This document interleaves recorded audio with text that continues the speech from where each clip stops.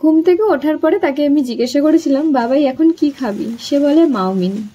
যথারীতি কিচেনে চলে এসেছি। জানি চাউমিনটা হেলদি নয়, মানে স্পেশালি ময়দার চাউমিনটা। তো আজকে কিছু করার নেই, আমার কাছে এই নুডলসটাই অ্যাভেলেবেল ছিল, সেই জন্য এটা দিয়ে আমি করে দিচ্ছি। তো মাঝে মাঝে বায়না একটু রাখাই যেতে পারে। তো এখানে আমি চাউমিনটা সিদ্ধ করে নিচ্ছি।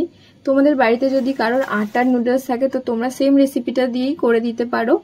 তো এখানে আমি একটু তেল দিয়ে নিচ্ছি, আর আমি একটু বেশি করেই বয়েল করব, কারণ মিষ্টি পাখি শক্ত জিনিস একটু চাবায় কম, তো নরম করে দিলে একটু চাবিয়ে চাবিয়ে খাবে। আর তারপরে এখানে আমি একটা পেঁয়াজ নিয়েছি আর দুটো আলু নিয়েছি ছোট ছোট, যেটা আমি একদম কুচি কুচি করে কেটে নেব। আর এখানে খুব বেশি মানে স্পাইস কিছু আমি অ্যাড করব না, খুবই নর্মাল প্রসেসে করব এবং খুবই ইজি। তো এখানে চাউমিনটা সিদ্ধ হয়ে গেছে। এবার আমি পেঁয়াজ আর আলুটাকে ভালো করে ভেজে নেব।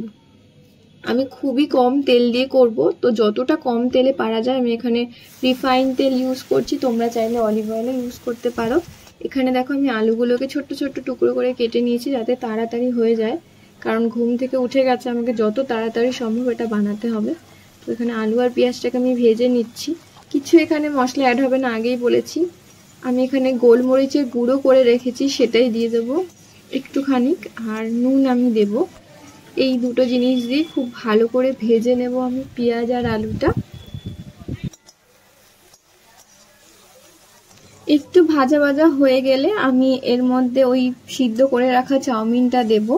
চাউমিনটা দিয়ে নাড়াচাড়া করব।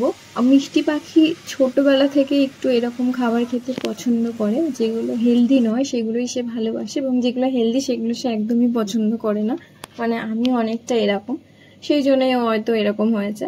ব্যাস ফিরে আসি চাউমিনে। এবার সামান্য হলুদ দিয়ে দিয়েছি, হলুদ দিয়ে নাড়াচাড়া করে ব্যাস নামিয়ে নেব। এবং ফাইনালি তার কেমন লাগলো সেটা তোমরা দেখতে পাবে, সে নিজেই বলবে।